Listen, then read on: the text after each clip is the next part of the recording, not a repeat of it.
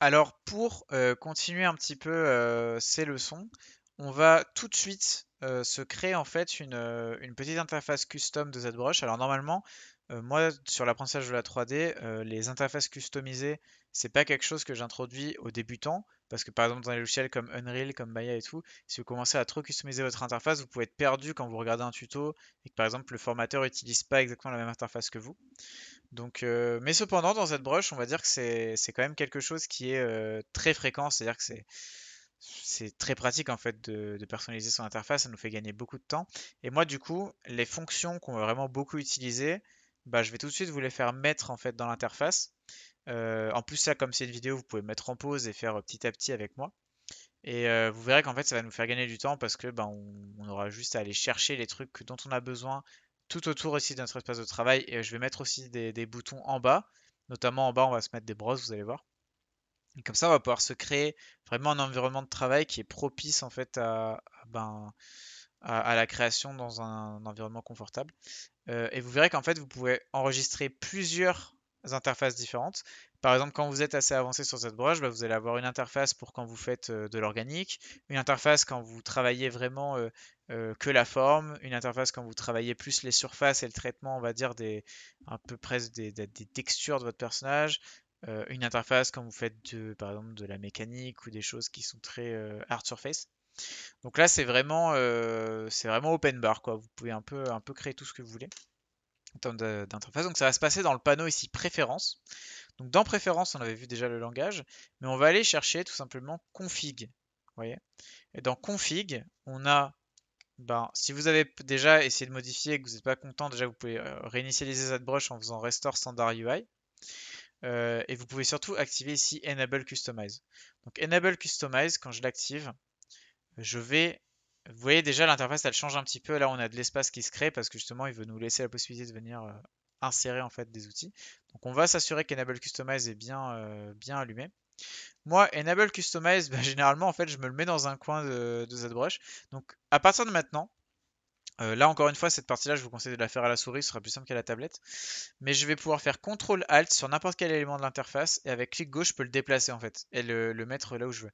Donc vous voyez que quand le bouton peut s'accrocher quelque part, il est en fait, bah voilà, ça s'alerte en blanc et on voit que ça s'accroche, hein, c'est aimanté un petit peu. Donc là le Enable Customize, je vais me le mettre en haut à gauche, comme ça. Et à partir de là, bah, je vais venir sur mon petit panneau sur le côté là, je vais ouvrir. Alors s'il vous plaît, allez dans la Lightbox et ouvrez en fait, vous allez ici dans la Lightbox, vous faites Project, vous allez dans Head Planes et vous double-cliquez un des Head Planes ici, et peu importe lequel, mais vous le faites. Pourquoi? Parce qu'en fait, enfin, malheureusement ou heureusement, mais dans ZBrush, certaines options ne sont accessibles que quand vous êtes en train de travailler sur un certain type d'objet. En l'occurrence, l'objet que j'ai présentement à l'écran avec le Head Planes, c'est un Dynamesh.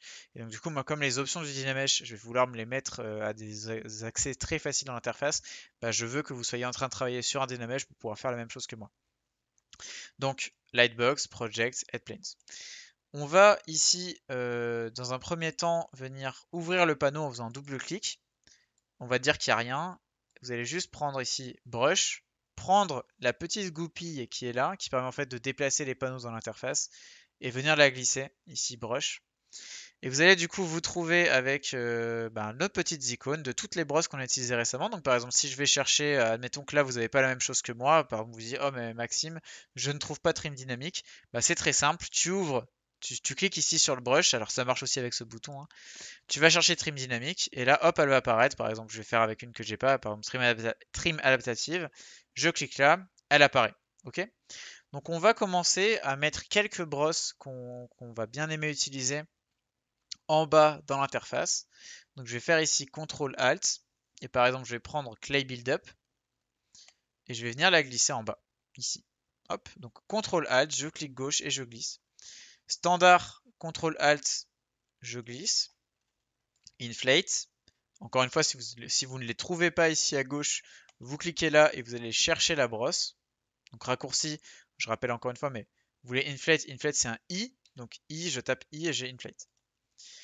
Ne prenez pas, par exemple, ne faites pas CTRL ALT et ne déplacez pas ce bloc, en fait, parce que ce bloc-là, vous voyez, c'est le même bloc que vous avez ici, donc ça sert à rien de vous le mettre ailleurs, il est déjà sur un endroit facilement accessible de l'interface. On va mettre Move, on va mettre Dame Standard, Vous allez voir, c'est des clés enfin, pardon, des brosses qu'on va beaucoup utiliser. On va mettre Snake Hook. On va mettre, qu'est-ce qu'on va mettre d'autre? Clay, parce que quand même, alors on l'utilise pas souvent, mais pour faire des zones un peu graisseuses ou molles, moi je l'aime bien. Qu'est-ce qu'on va pouvoir mettre d'autre? Peut-être un petit pinch avec un P. Donc pinch, hop, on se la met ici. Et c'est déjà pas mal. Au pire, au fur et à mesure du tuto, si on a besoin d'appeler des nouvelles brosses, on mettra Enable Customize et on viendra la poser. Donc ce sera assez facile. Déjà, ça pour commencer, c'est pas trop mal. Donc on va fermer le tableau ici. Hop, vous voyez, on ferme le panneau. Et nos brosses, elles restent. Donc c'est super. On va venir aussi ici dans les matériaux. Donc en fait, on va rouvrir le tableau. On va aller ici dans Material. Brush, on va l'enlever. On va cliquer ici sur Material. On va glisser la goupille. Et du coup, on va se mettre les matériaux qu'on aime bien. Donc par exemple, Madcap Gray. On vient le mettre ici. Hop. On va se mettre Outline. Outline, je l'aime beaucoup parce qu'il permet de voir en silhouette. Donc, il permet en fait, quand vous cliquez ici, ça change le matériau. Donc, Outline, Madcap Gray. On va peut-être s'en mettre un pour voir un peu les creux. En l'occurrence, on va aller choper le Framer 04. Framer 04 ici. Hop. Et ce sera suffisant. On n'a pas besoin d'en mettre 8000. Mais au moins là, on peut passer sur des matériaux un petit peu différents pour notre modèle. Je regarde une dernière fois, peut-être une. Ouais, non, comme ça, c'est bien pour commencer. Donc, déjà, ça, c'est cool. On va déjà sauvegarder ce qu'on a fait. Donc pour sauvegarder, quand vous faites une modification d'interface, vous allez juste dans Préférences et vous cliquez sur Store Config. Donc Store Config, ça va sauvegarder votre preset d'interface que vous êtes en train de créer. Vous pouvez aussi faire un Save UI. Et le Save UI va sauvegarder en l'état, vous pouvez nommer comme vous voulez, sauvegarder en l'état cette interface-là.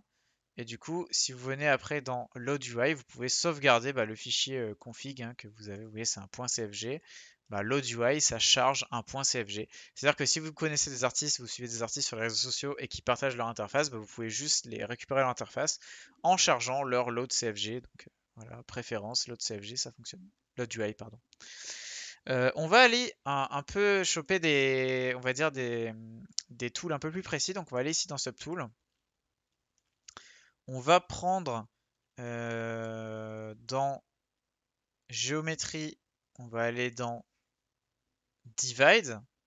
Divide, on va le mettre ici. Hop. Même si on va le faire avec CTRL D, c'est toujours bon d'avoir le bouton ici. Donc moi, généralement, je me mets un divide.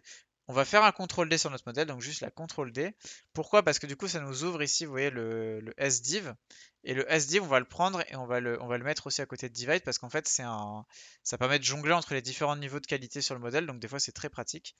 On va ajouter, enfin, del lower et del higher, on va les mettre aussi. Comme ça, voilà. Comme ça, on pourra supprimer ou au contraire, on pourra gérer en fait l'existence des niveaux de subdivision sur notre modèle. On va venir ici, donc dans l'onglet Dynamesh. Alors, ouais, voilà, Dynamesh, c'est là. On va prendre le Dynamesh, on va venir le coller là. Ok, Dynamesh, c'est très utile parce qu'on va souvent venir l'activer ou le désactiver justement.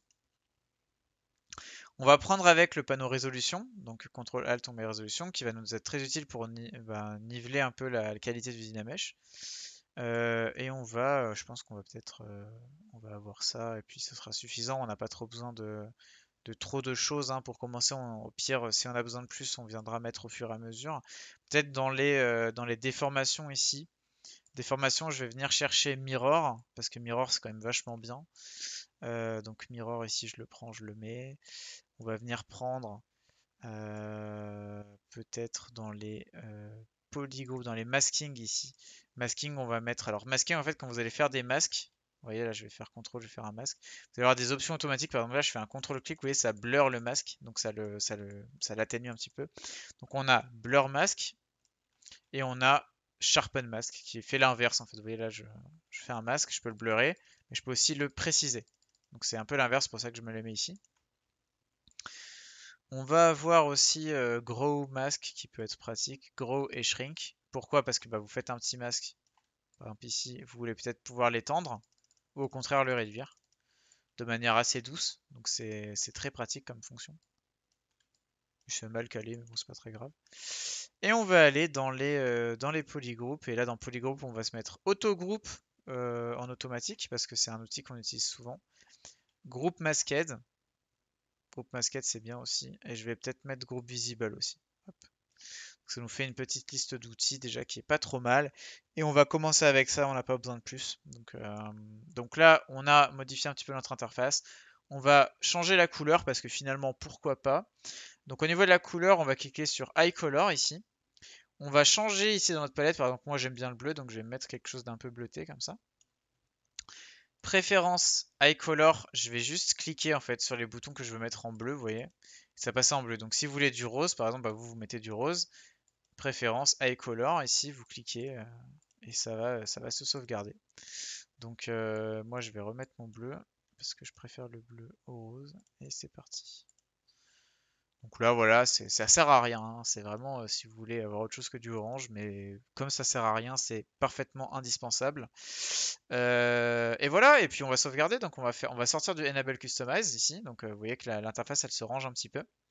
Et on va juste faire préférences, config, store config. Et donc par défaut, il me dit master configuration file has been saved successfully and will be restored every time you start ZBrush, toujours l'accent anglais, parfait.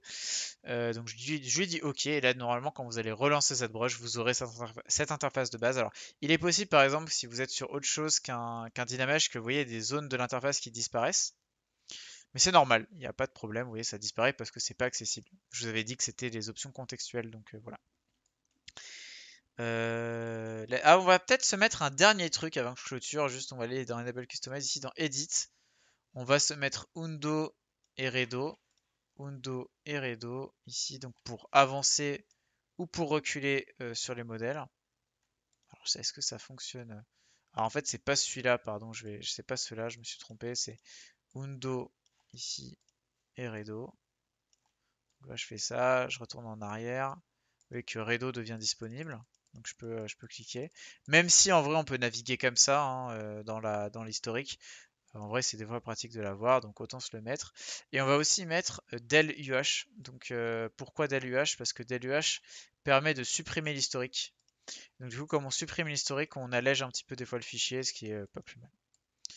Et on a fait le tour, et donc là on peut vraiment refaire notre store config. Alors sans le enable customize c'est préférable, store config. Et par précaution, moi je vous conseille de vous faire une petite sauvegarde, donc un petit save UI avec votre interface. Vous l'appelez mon interface ZBrush 2019 par exemple, ou mon interface ZBrush, peu importe. Vous l'appelez comme vous voulez, comme ça au moins, même si vous perdez le store config, bah, tout votre travail n'est pas perdu, vous avez juste à refaire un load et aller la chercher. Allez, on clôture cette leçon là-dessus et on va enchaîner sur, je pense, le début d'un petit exercice pratique.